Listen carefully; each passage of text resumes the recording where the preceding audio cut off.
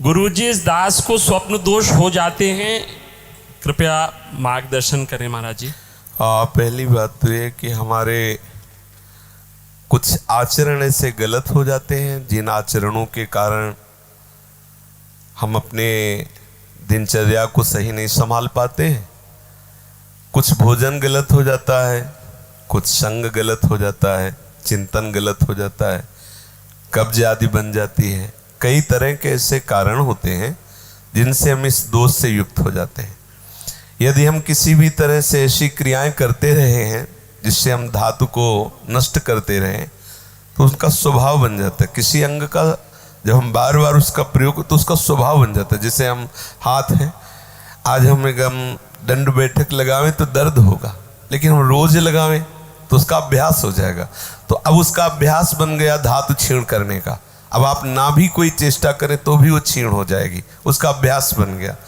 अब हम ऐसा तमोगुणी भोजन पालें, बहुत कड़ुआ, बहुत तीखा, बहुत खट्टा, तो वो धातु का क्षरण हो जाएगा, भोजन सही नहीं। कब्ज बन जाए तो उससे नष्ट हो जाएगा। गलत चिंतन हो जाए, जैसे स्वप्न में गलत चिंतन हुआ तो जागृत में उसका परिणाम मिलता है। कई तरह के ऐसे दोष हैं जिनमें हम इन दोषों से अपने आप को नहीं बचा पाते। यदि साधक स्वप्न दोष से बचना चाहता है तो सर्वप्रथम उसको भगवान की शरण में होना होगा, क्योंकि प्रभु की शरणागति से हमारा जो अंतःकरण मलिन चिंतन से युक्त है उसका सुधार होगा।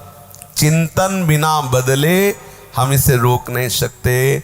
हमारा चिंतन बदल, भोजन शुद्ध है, आपका पेट भी साफ है, आप व्यायाम भी करते हैं और आपने कोई गलत चेष्टा भी नहीं की, लेकिन गाढ़ गलत चिंतन हो गया तो आप धातु रहित हो जाए। उस समय आपका धातु चरण किसी न किसी उपाय से हो जाएगा।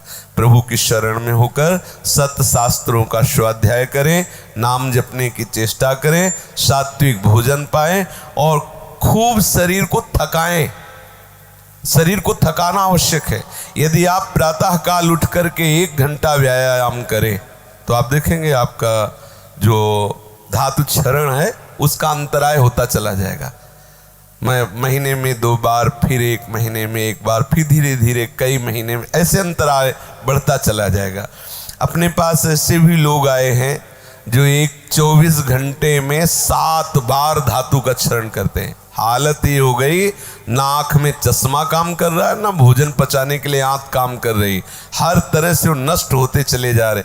अब ये खिलवाड़ यदि जीवन में करोगे, फिर इसके बाद आप कोई उपाय ढूंढोगे तो क्या उपाय रह गया? आपकी 12-13 वर्ष की अवस्था है, उस अवस्था से आप ऐसा निंदनीय कार्य कर रहे हैं तो आप अपने जीवन का नाश कर रहे हैं। अब मान लो आपकी 25 वर्ष की अवस्था हुई और 10 वर्ष आप करते रहे हैं, अब आपको संभलना बहुत ही कठिन है, क्योंकि जो संभलने की अवस्था थी उसमें तो आपने नष्ट कर दिया, अब संभलना कठिन। लेकिन फिर भी संभलने का उपाय है, आयुर्वेदिक किसी अच्छे वैद्य से धातु पुष्टता की औषधि ले और व्यायाम, भोजन सुधार, संग सुधार, चिंतन सुधार, शास्त्रों का स्वाध्याय और नाम जप, यही हमारे हृदय में निश्चय है। इसी से सुधार हो सकता है। और अन्य जैसे आप औषधियां लेते रहे तो विचार शुद्ध ना हो तो बात नहीं बनेगी, औषधि उतना प्रभाव नहीं करेगी। समझ पाए आप जी?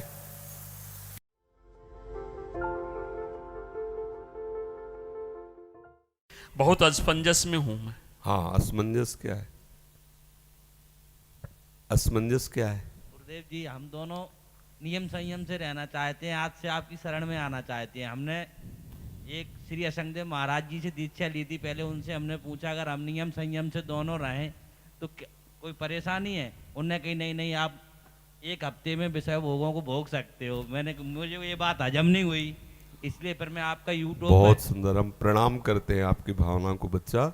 बहुत कृपा पात्र हो ठाकुर जी के, जो आप दोनों राजी होकर ऐसे चलते हो। हृदय से आपका स्वागत करते हैं और आप 100% सही है। विषय भोग करना कोई कर्तव्य नहीं है, स्वाप्निक भोगों में फंसना कोई कर्तव्य नहीं है, ये पूर्ण निकृष्टता की बात है। हाँ, जो नहीं रह पा रहा है उसके लिए सिद्धांत बनाया गया है। अब उस सिद्धांत को हम इसलिए नहीं बोलते कि लोग उसे मतलब मांग लेंगे कि ऐसा करना ही चाहिए। जो विषयी है, नहीं संयम से रह पाता, तो उसके लिए शास्त्रीय सिद्धांत है कि जब माताएं बहनें मासिक धर्म से युक्त होती हैं तो 1 सप्ताह के बाद जो पवित्र होती है तब तो अपने गृहस्थ धर्म का सेवन कर 1 माह में वो तब सेवन करे जब संतान उत्पत्ति की लालसा हो। नहीं तो वास्तविक बात है कि ब्रह्मचर्य का सेवन करते हुए भगवत आराधना करके ये जन्म सुधार ले। ये जितने भोग है बहुत खूब बहुतायत है अन्य योनियों में, सुअर कुत्ता गधा कौआ कबूतर बंदर सब इसी में भोग में रमे हुए हैं। तुम्हारा मनुष्य जीवन इस कर्तव्य के लिए नहीं, तुम्हारा मनुष्य जीवन है सावई पुंसाम परो धर्मो यतो भक्ति अधोक्षजे। अधोक्षक भगवान श्री हरि में अपना चित्त समर्पित हो जाए, उनके चरणों में हमारा प्रेम हो जाए, यही परम धर्म है। इसलिए भगवान आदेश करते हैं सर्वधर्मान परित्यज्य मामेकम शरणम। भगवान स्वयं कह रहे हैं कि सब धर्मों को त्यागो, मेरे चरणों का आश्रय लो। पर यदि आप नहीं रह सकते तब वो सिद्धांत है, आदेश गुरु थोड़ी दे सकते। हमारा तो छाती फूल गई तुम्हारी ये बात कहने पे, छाती फूल गई कि मैं ऐसा नहीं। और ऐसे कितने हैं, हम तो आश्चर्य की बात कहते हैं। अमेरिका में रह रहा है और 28 और 32-35 के बीच के दोनों हैं, और कसम खा के वृंदावन में गए कि आजीवन दोनों ब्रह्मचर्य रहेंगे। हमारा उनका बच्चा होश में वृंदावन, बोले महाराज वचन देते हैं जीवन में कभी गलती नहीं हुई। अब बोलो सुंदरी पत्नी है, सुंदर शरीर है, खूब रुपए कमा रहे, ब्रह्मचर्य प्रणाम है।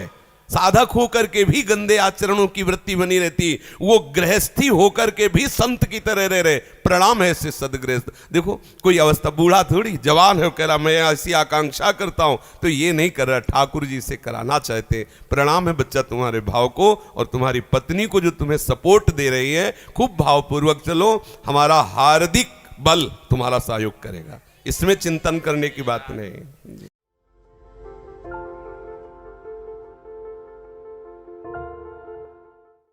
प्रशांत जी दिल्ली से, राधा वल्लभ श्री हरिवंश महाराज जी आपके चरणों में दंडवत प्रणाम। महाराज जी मैं आजीवन ब्रह्मचर्य जीवन जीना चाहता हूं, परंतु सांसारिक परिस्थितियों के कारण कभी कभी ध्यान भटक जाता है। ऐसी स्थिति में ब्रह्मचर्य जीवन जीना चाहिए या गृहस्थ आश्रम में जाना चाहिए? गृहस्थ आश्रम में जाना चाहिए। यदि ब्रह्मचर्य आजीवन निर्वाह करना हो तो फिर विरक्त वेश लेना चाहिए, क्योंकि गृहस्थ में रह करके या तो ब्याह करके और पत्नी को अनुकूल बना के ब्रह्मचर्य पे चले, और या फिर विरक्त हो करके संपूर्ण भाव प्रभु के चरणों में अर्पित करके तब ब्रह्मचर्य से चले। 2 ही मार्ग हैं, प्रवृत्ति या निवृत्ति। अगर प्रवृत्ति मार्ग में है और ब्रह्मचर्य धारण करना चाहता है और ब्याह नहीं किया तो असंभव है बच्चा, क्योंकि हम जैसे वातावरण में रहते हैं, जो हम बार बार दृश्य देखते हैं, वो हमारे ऊपर प्रभाव डालता है। और अगर हमने ब्याह कर लिया और गृहस्थी में है तो हमें अगर प्रभाव भी पड़ा तो हमें धर्म भ्रष्ट नहीं कर सकता। कितने अभी कल ही परसों कोई गृहस्थ बोल रहे थे कि हम दोनों पति पत्नी सलाह कर लिए और हम ब्रह्मचर्य से आजीवन रहे। अपने कई ऐसे साधक हैं जो पति पत्नी सहित कई वर्षों से ब्रह्मचर्य धारण किए हुए हैं। तो मुझे ये बहुत अच्छा लगा कि दोनों मित्र बन करके और भगवत मार्ग में चल रहे। तो अब इनको कहीं दोनों में से कोई भी साधक भ्रष्ट नहीं हो सकता, क्योंकि दोनों के पास विषय सेवन है, और विषय सेवन का समय, विषय सेवन सामग्री होते हुए भी विषय ना सेवन करना, सच्चे बैरागी उनको कोई फेल नहीं कर सकता। समझ रहे ना? अगर कहीं थोड़ी भी गुंजाइश हो तो ब्याह करके और सदगृहस्थी बन के चलना चाहिए। और अगर थोड़ी भी गुंजाइश न रह गई कि मुझे प्रपंच बर्दाश्त नहीं होता, फिर तो देर नहीं लगाना चाहिए, भगवत मार्ग में पूर्ण निवृत्ति मार्ग का पथिक बन जाना चाहिए।